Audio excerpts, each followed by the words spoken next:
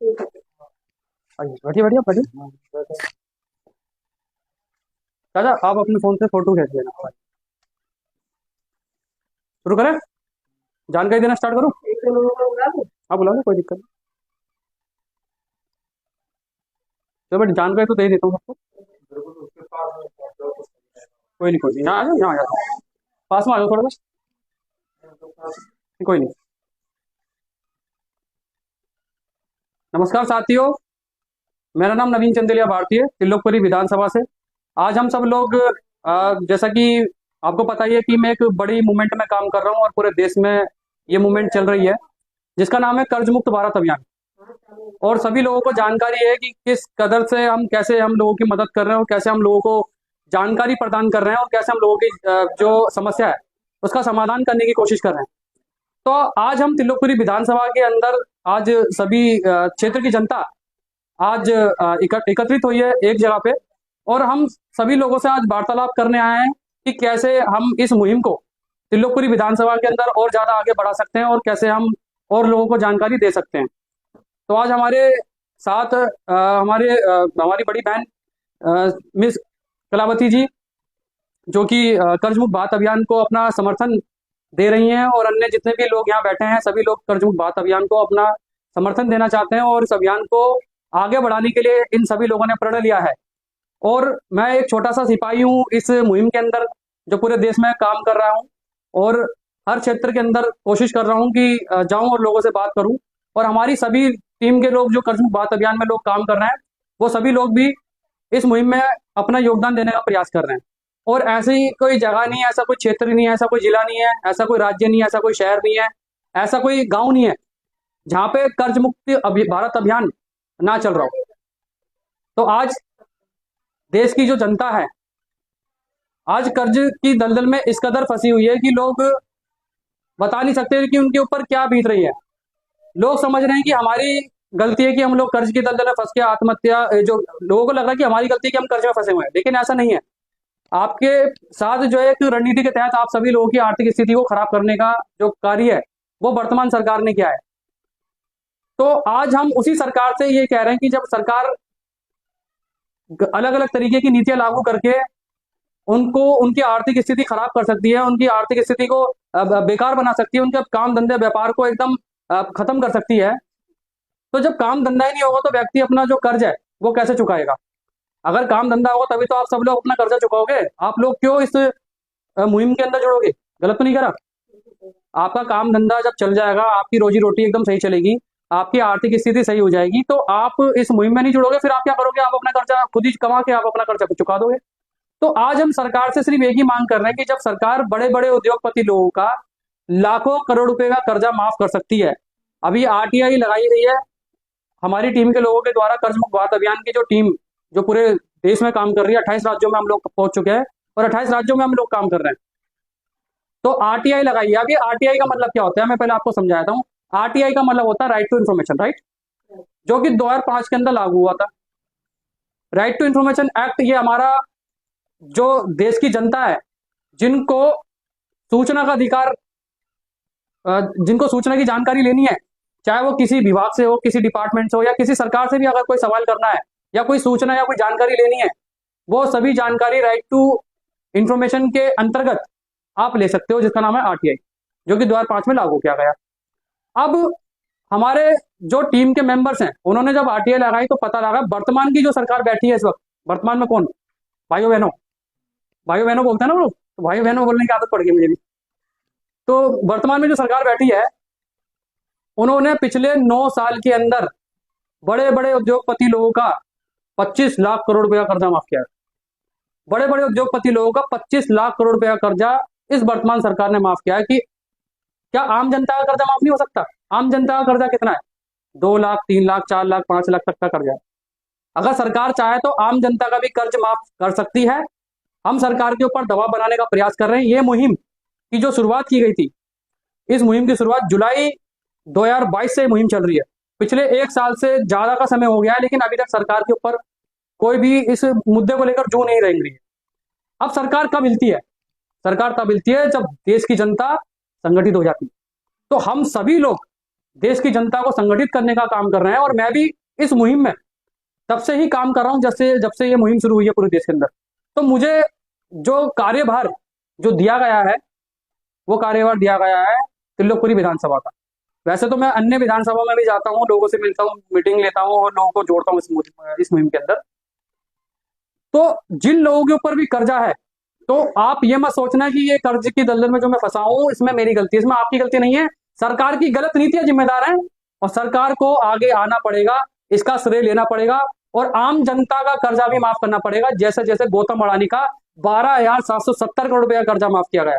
जी news का मालिक अभी सुन भी रहे होंगे, बड़ी चर्चा में, उसका 47,000 करोड़ रुपया कर्जा था, उसमें से उसका 37,000 करोड़ रुपया कर्जा माफ कर दिया। जब इतने बड़े बड़े उद्योगपति लोगों का, लाखों करोड़ रुपए कमाने वाले लोगों का सरकार कर्जा माफ कर रही है, मतलब वो ये ना, आपने कहावत सुनी होगी, भगवान बढ़तों को और बढ़ता है। तो गरीब की कोई नहीं सुन रहा। मतलब आम जनता के लिए जो कानून है वो कुछ और हो गए और बड़े बड़े उद्योगपति लोगों के लिए जो कानून है वो कुछ और हो गए।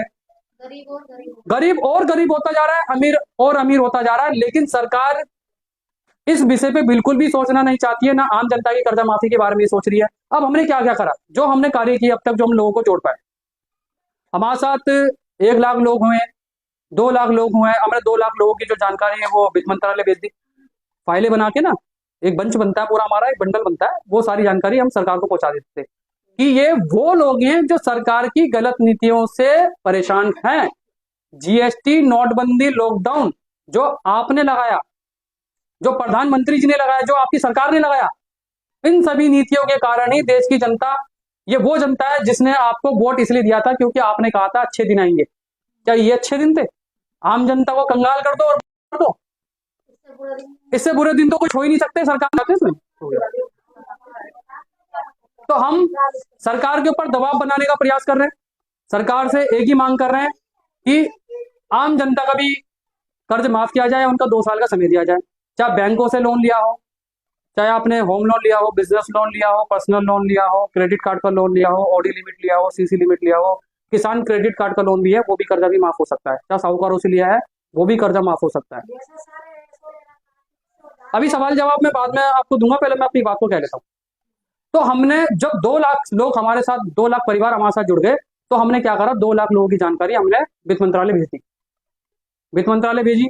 फिर संख्या बढ़ती चली गई, 3 लाख लोग हुए, फिर 5 लाख लोग हुए, सारी जानकारी फिर मैंने प्रधानमंत्री को भी देना शुरू कर दिया। क्योंकि अभी वित्त मंत्री कौन है किसी को पता है? वित्त मंत्री कौन है हमारे देश की? नहीं पता।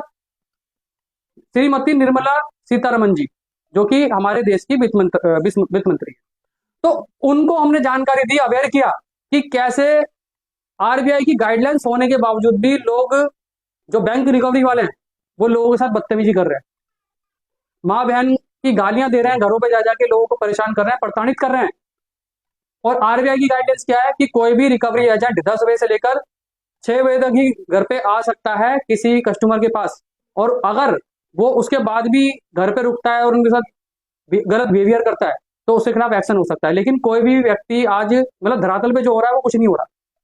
मतलब सरकार भी इस मुद्दे को लेकर चुप है, कुछ बोलना नहीं चाहती, क्योंकि कहीं ना कहीं सरकार को डर है कि मान लो अगर ये मुद्दा बड़ा हो गया तो सरकार का क्या होगा। ऐसा ना हो जाए कि जनता इस सरकार को चेंज कर दे और ऐसी सरकार आए जो आम जनता का कर्जा भी माफ करेगी, उनकी आर्थिक स्थिति जो खराब हुई है वो भी सही करेगी और देश में एक नई क्रांति शुरू हो जाएगी देश के अंदर। वित्त मंत्रालय में हमने जानकारी दी, ये तुम्हारा जो प्रधानमंत्री कार्यालय है उसमें हमने जानकारी दी, तो अभी तक सरकार की तरफ से कोई ऐसा रिप्लाई नहीं आया। और सरकार से सिर्फ हम यही कह रहे हैं कि जब आप बड़े बड़े उद्योगपति लोगों को इतना सपोर्ट कर रहे हो, उनका कर्जा माफ कर रहे हो, या आप उनको तरह तरह के जो फैसिलिटीज हैं वो आप उनको प्रोवाइड कर रहे हैं, तो आम जनता को फैसिलिटी देने में क्या प्रॉब्लम है? अब जैसा कि मैंने आपको बताया, पिछले 9 सालों में सरकार ने 25 लाख करोड़ रुपया कर्जा माफ कर दिया। आपको पता है? आपको जानकारी नहीं है कि सरकार ने ये काम किया है नहीं किया, लेकिन किया है। आरटीआई जो लगाई गई थी उसमें जानकारी निकल के आई है। तो वही तो हम मांग कर रहे हैं भाई, जिनका कर्जा माफ हो सकता है उनका कर्जा माफ कर दो, जिनका कर्जा माफ नहीं हो सकता उनको 2 साल का समय दे दो बैंकों से, ताकि उनकी जब आर्थिक स्थिति सही हो जाएगी, जब उनका काम धंधा व्यापार चल जाएगा तो वो अपना कर्जा भी माफ कर देंगे। तो यही तो सरकार से मांग है। और जो लोग कोविड-19 के समय में, कोविड-19 मतलब जो महामारी आई थी, बीमारी जो आई थी, जो लोग काफी लोग मतलब गुजर गए थे उसमें। कोरोना काल जो आप सभी लोगों ने देखा कि कोरोना काल में क्या सीन हुआ। कोरोना काल में जो लोग गुजर गए उनका तो कम से कम कर्जा माफ कर देना चाहिए, क्योंकि अभी जो लोग गुजर चुके हैं बैंक वाले उनके साथ जाके भी बदतमीजी करने का काम कर रहे हैं। तो हमने क्या करा, उन सभी रिकवरी एजेंट्स के ऊपर हमने कार्रवाई करनी शुरू कर दी, और आज कोई बैंक रिकवरी एजेंट आप बिल्कुल भी किसी को परेशान नहीं कर।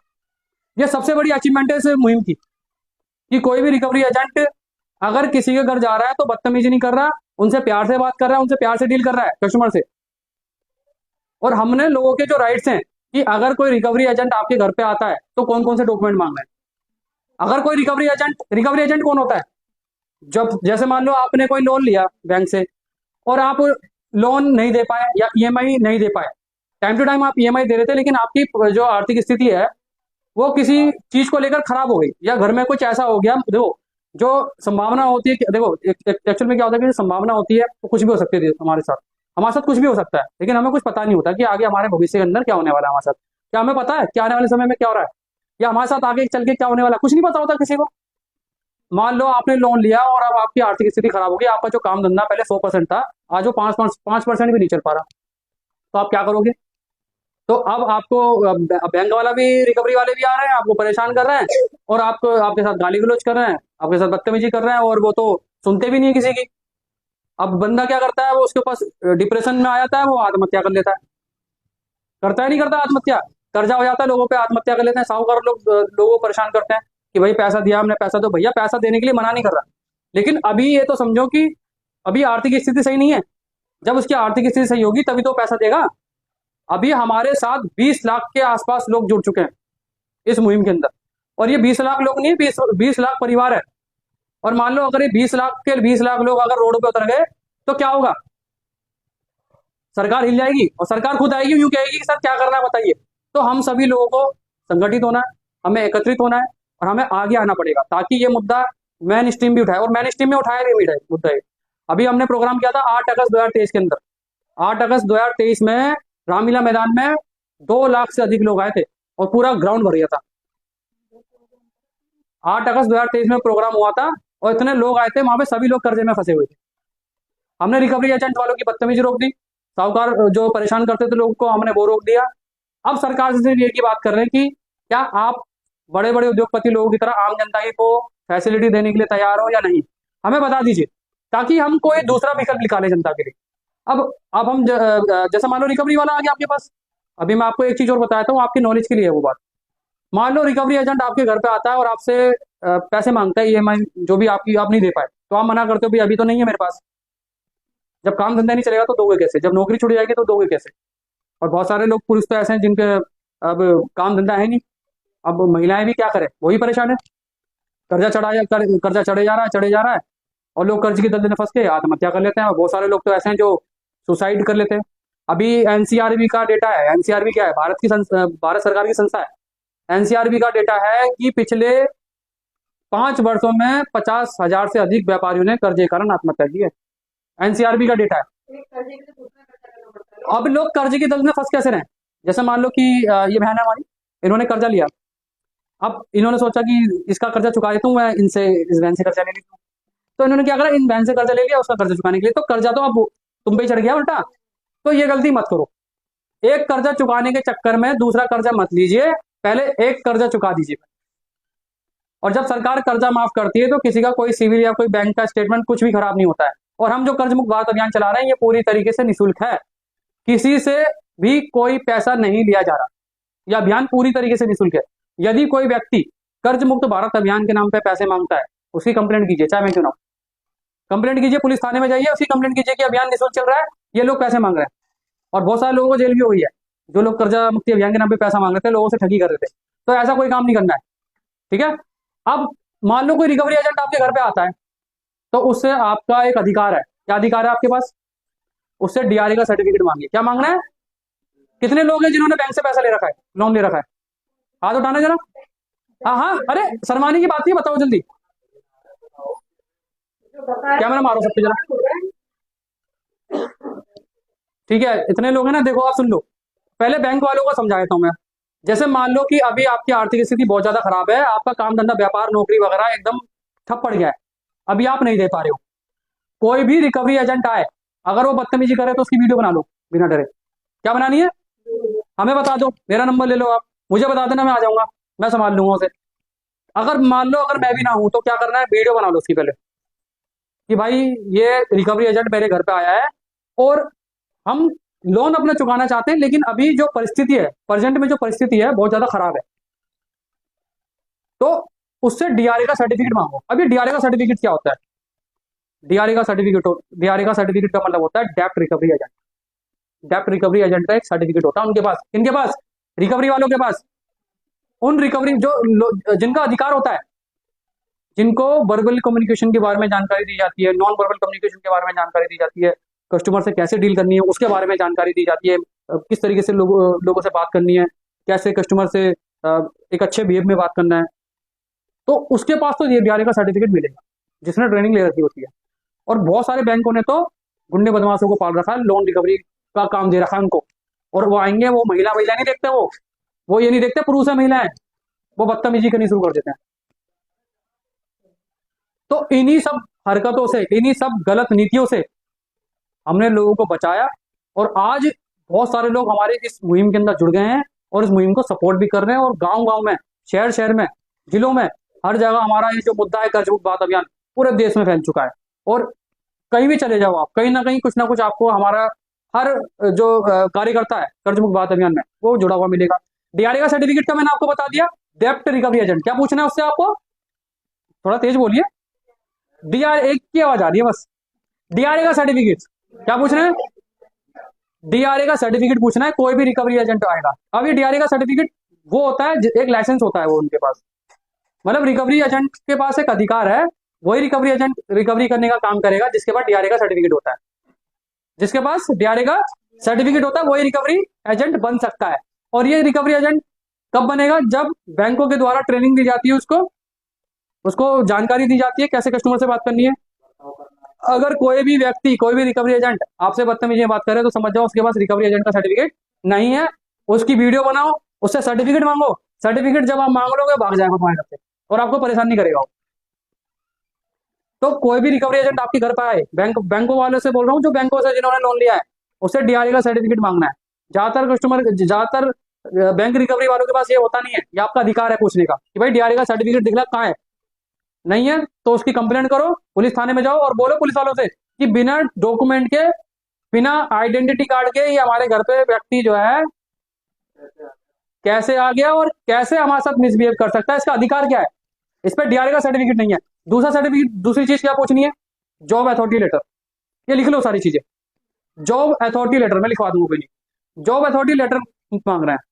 अभी जॉब अथॉरिटी लेटर क्या होता है भाई? अगर आप किसी थर्ड पार्टी से अगर आ रहे हो तो आपको किसी ने काम तो दिया होगा ना, उसका प्रूफ दिखलाओ।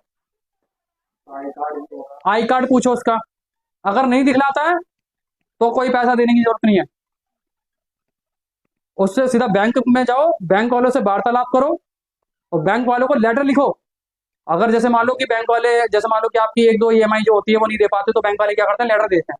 लेटर वो क्यों देते हैं? ताकि आपको कटघरे में खड़ा किया जा सके। तो आपको उस लेटर के बदले में क्या करना है, आपको खुद लेटर बना के देना है। मतलब कॉन्वर्सेशन बंद नहीं होनी चाहिए आपस में। अगर कॉन्वर्सेशन ब्रेक हो जाएगी तो क्या होगा, बैंक वाले आपको क्या बोलेंगे कि ये व्यक्ति डिफॉल्टर है और ये पैसा हमारा नहीं देना चाहता है, पैसा मारना चाहता है।